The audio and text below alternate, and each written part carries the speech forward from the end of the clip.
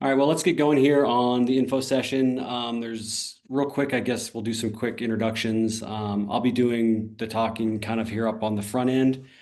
We also have Sarah Reese, who's the chair of the School of Social Work. We have Kat, who is the director of field education. And we got Tomas, who's going to answer some of your more administrative questions, registration questions, all of that stuff as we go through. We will have some time at the end for questions, so you can put those in the chat, or you can hold those until the end of each section, and then we'll get to those. And this video is also being recorded, so we can go back and review any of the information that might come up today as we go through kind of the basics of the program here. So, yeah, again, I'm Logan Cook. I'm a clinical faculty in the School of Social Work and the lead of the in-person and the advanced standing programs. So I'll kind of be walking you through the nuts and bolts pieces of the program, and then we'll hand it over to different folks for different sections here as we go. Let me get the right clicker here. So as we talk about the MSW program, this is the campus-based program. The requirements for this program are a bachelor's degree from an accredited college or university. You must have a bachelor's of social work or bachelor's of science in social work, or sorry, incorrect. You have a bachelor's degree from a college or university. I was thinking about our advanced standing program.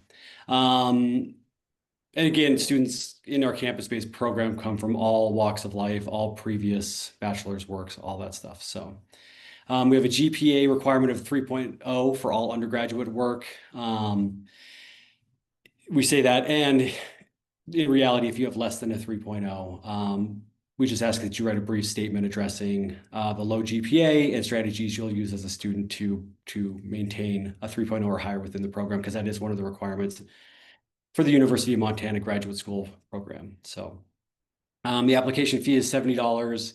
And then if you submit in the same time frame a second application to another one of our MSW programs or another program, I think it's Tomas, is that correct? Is it any program is another $25 or just with the Yeah, associate? any additional program is going to be $25. Okay. The timeline, the application cycle for this program is already open, and we won't close that until February 15th. Once that closes, we give our review committee some time to review all the applications, sort through those things before we send acceptance letters to those who've been accepted to the program around mid-March, and then we give folks until early June sometime to accept that offer and all that stuff. So we have time to organize practicum and some different things with orientation before the fall semester starts. Other details about the program. This program is a 60 credit program over 2 or 3 years. We'll talk about those different options here in a second too. But you're going to do 51 core credits. That means those core credits are required by the program. And then you do have 9 credits worth of electives, and you get to choose what those look like with some minor stipulations in there. So that's where students, along with practicum, have an opportunity to really personalize their educational experience by the courses they're taking as electives and all that. If you are a full-time student, and we'll talk again about what that means, you'll have a practicum, 450 hours of practicum in each semester, which breaks down to about 15 hours a week. Kat will go into this a little bit more a little bit later, but that's just something else to consider there. The timeline for the program, if you are going full-time, it's 2 years. So it would start August 2026 and graduation would be May of 2028. There's a little bit of variability, but generally it's 14 to 16 semester credits per semester of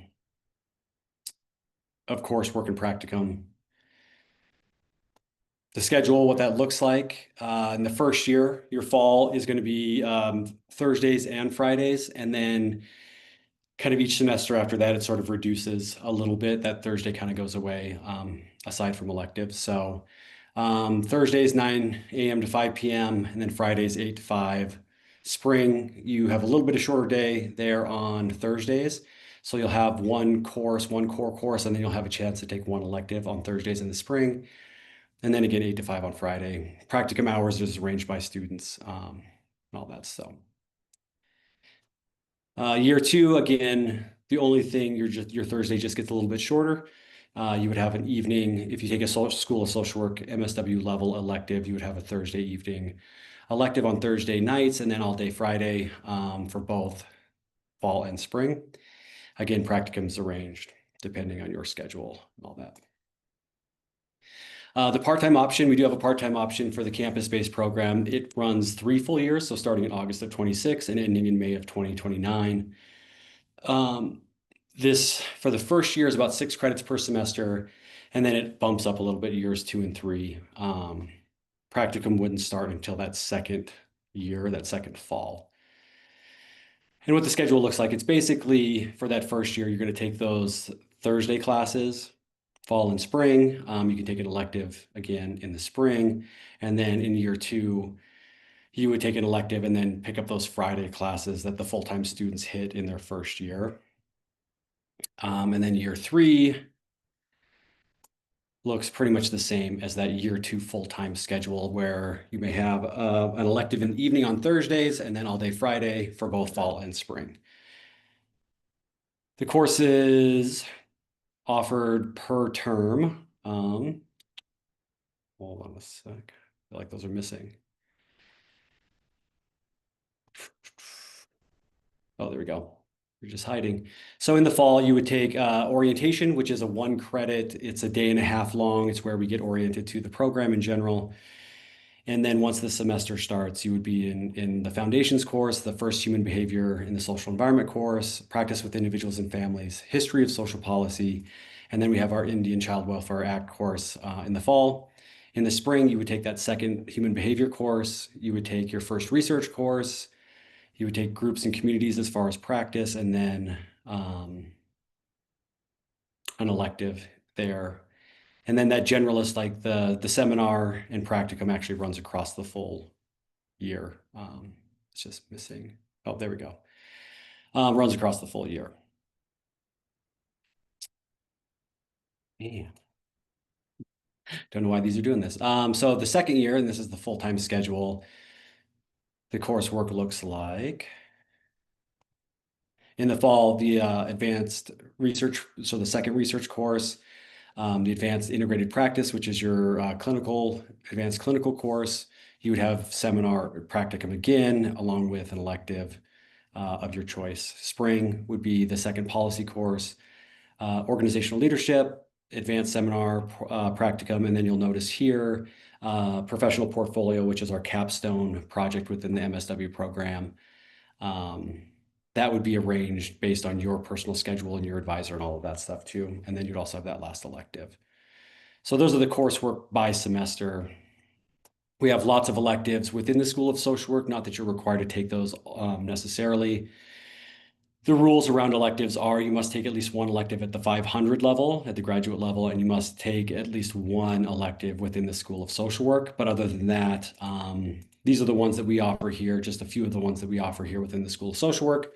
So we have substance use, couples and families, reproductive justice, a differential diagnosis, arts therapy, all of these other ones. But you are more than welcome to request to take courses outside of the School of Social Work. So that might be in the mental health counseling program. It might be in public health, public administration, or psychology, or common places where students go for additional electives outside of social work. I think this next piece would be something that Tomas can talk us through here real quick. Yeah, hi everyone. I'm Tomas Hernandez. I help with the campus and advanced standing programs.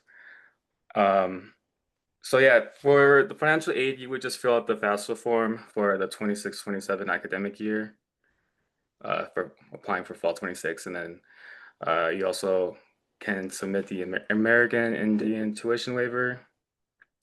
And then once accepted, we do offer the scholarships. I would relay that information around May, early May, or as soon, actually not actually as soon, it would be March, and then March, April, you get that information, apply, and majority of them, if not all, the deadline is June 1st. So you have those options to help with aid. And then Logan, if you could go to the next. And then here is a table of the fees, the estimated cost of the program. You have the full-time for this is a 25, 26, 27 year, but they will stay the same so this will be included is the tuition, the practicum fee, and the social work program fee, which is 240 per credit that has a social work prefix. So you're looking at the full-time and then the part-time for the 3 years for in-state tuition and out-of-state. Okay. And no guarantees yet. I don't know, Sarah, if you want to just do a quick update on this. We are looking at applying for the Western Region Graduate Program, I think is what it's called, which allows us to potentially offer some spots at a lower out-of-state rate. But do you have any? Yeah, there is a process that we have to go through to apply for these reduced options for reduced tuition for out-of-state students. And I don't know how long that process will take, but I do want to say that we've initiated this, that other schools in the College of Health are a part of this program. So we're hoping that we'll be able to offer a couple of those. Basically, it wouldn't reduce out-of-state tuition to be the same as in-state tuition, but it would get it a lot closer and would make it a lot more financially feasible for students who are coming from out of state.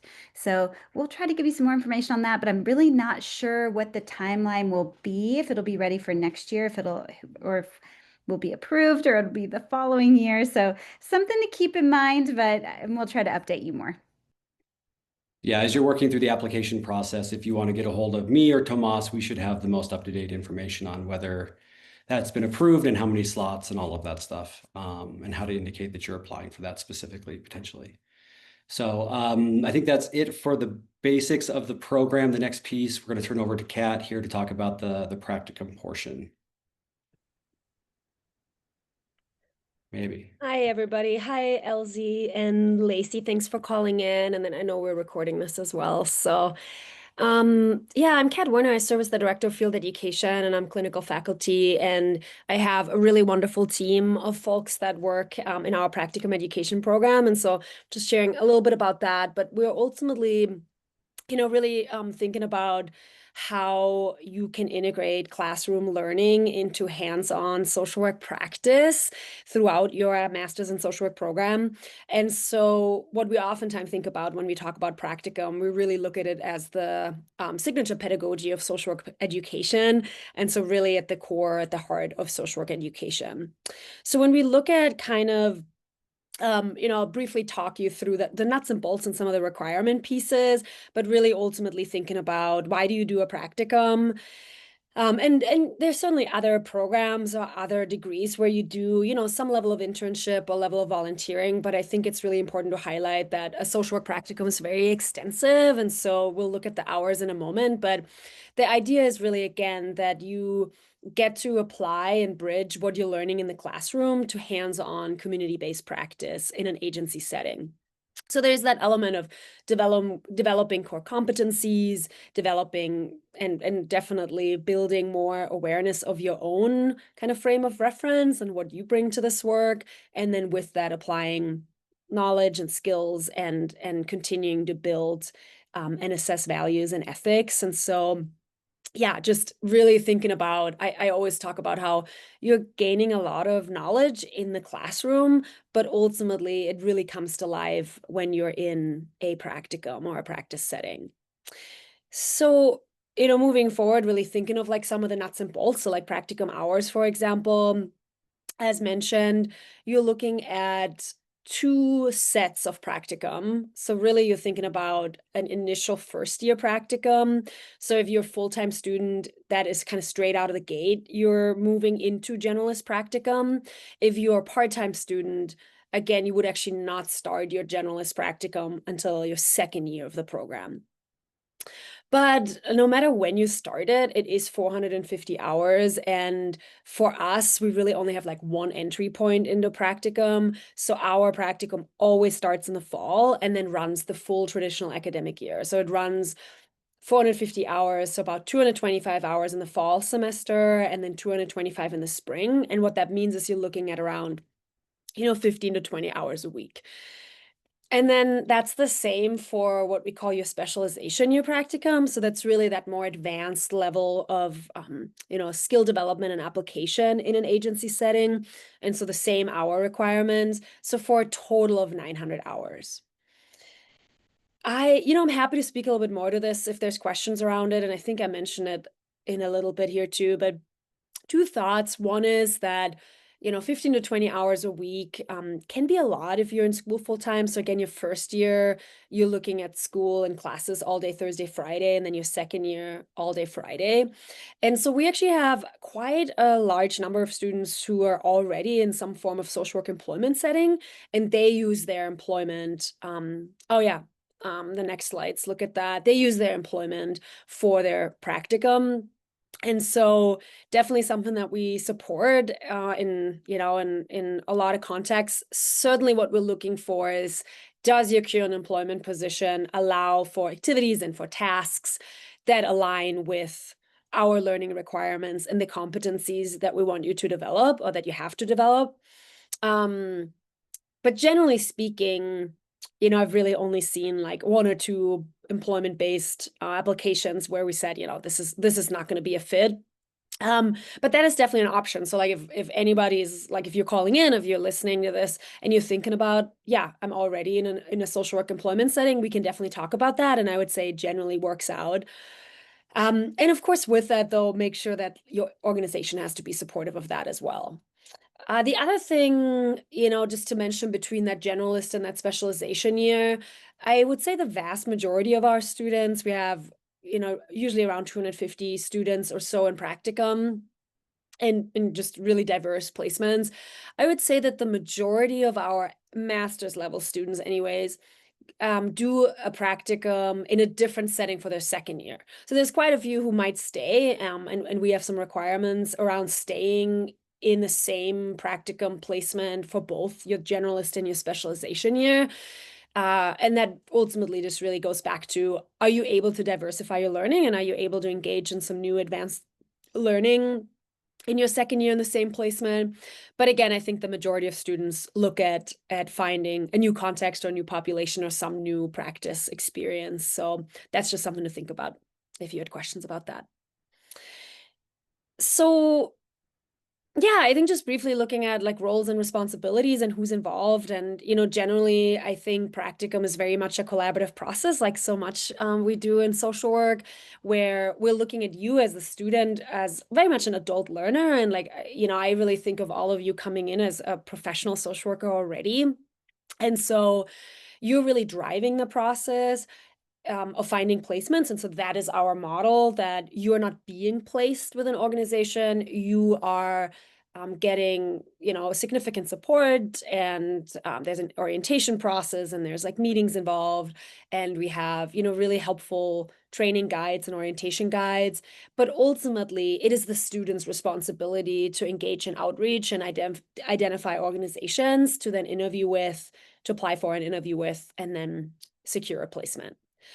So yeah, you're part of this practicum triangle, and of course you're very much involved in ensuring that it is a rich learning experience, and you don't do that in isolation, right? You do that with the support of people. And so the other element here would be what we call the AFI. So that's your agency field instructor, your supervisor on site for your practicum, who ideally holds a master's in social work. And so that is one requirement, and we'll help you with that once you get there. But ideally, you are being supervised by somebody who holds a master's in social work or a clinical social work license. So you have that social work lens in your learning. So that's your person on site. And then the other part of this collaborative group is what we call the liaison or the field liaison. So that's really the person who is the connection back to our school and our program to make sure they basically accompany you throughout your practicum experience over that year, that first year and that second year. And they're very much a support person for you and also a support person for the agency field instructor. And we offer that regular support in a lot of ways. We do that with a seminar class that runs weekly that allows you in a small group setting to talk about practicum and what you're learning and maybe challenges that are coming up at practicum. But then that is also a person that does what we call site visits with you and your AFI. They're usually on Zoom these days, but if you're located in Missoula, we might come out and see you in person. But so yeah, just giving you an idea of like who's involved in this process. And then, of course, there's like myself and my practicum education team, who's also, working alongside you. So, yeah, I want to briefly mention that supervision piece. So I mentioned that ideally, wherever you land, you have a supervisor on site who holds a master's in social work and has 2 years of social work experience. And those are some nitty-gritties that, again, will really help you with that as you land somewhere for practicum. And in short, if the agency does not have somebody who meets that requirement, we will provide that through the school. So just a side note.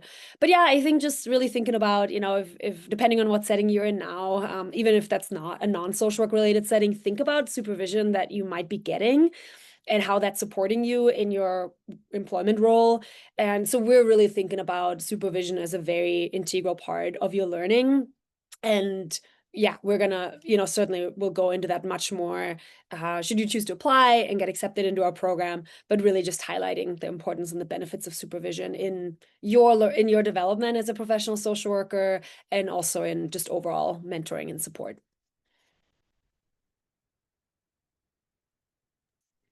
I think that's it overall, but yeah, I know we just like had kind of field education and practicum as this last section. So happy to take questions if there's anything practicum related or yeah, just in general.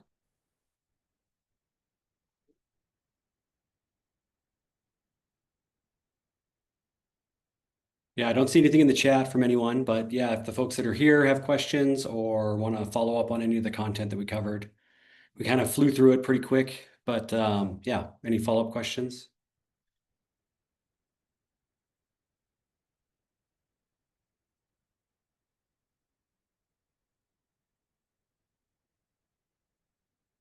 Okay. So the last bit would be just the contact information here. So if you have other questions about the program in general, you could talk to me. If it's a practicum related thing, you could talk to Kat, and you can also get a hold of Tomas if you got questions about program costs or registration or some of the administrative stuff around applying and all that stuff. But if there aren't any questions, we'll let people go and hope to see you all soon. Thanks all. Bye, Elsie. Bye, Lacey. Thank you. Thanks.